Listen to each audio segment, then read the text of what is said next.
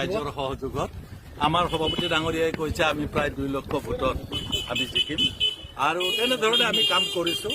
এতিয়া কৰ্তব্য থাকিল ৰাইজৰ, মই সকলো ৰাইজৰ আশীৰ্বাদ লৈ আজি নমিনেশ্যন দিবলৈ। ইউডিএফৰ পৰা কিমান ভোট আশা কৰে?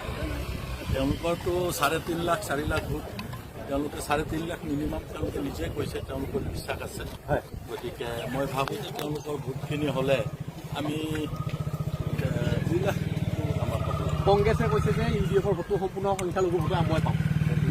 কংগ্ৰেছক এসময়ত আমিও সমৰ্থন দিলোঁ, এডিএফও দিলে, কোনোদিন নিজিকিলে, ক'ব নোৱাৰোঁ তেওঁলোকে কৈছে।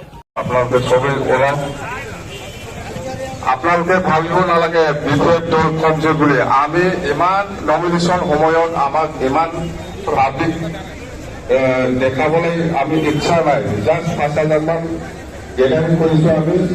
ইচ্ছা কৰিলেতো আমি 50,000 1 লাখ 2 লাখ পাৰে, কিন্তু আমি আজি দেখা নাই। জাষ্ট 5,000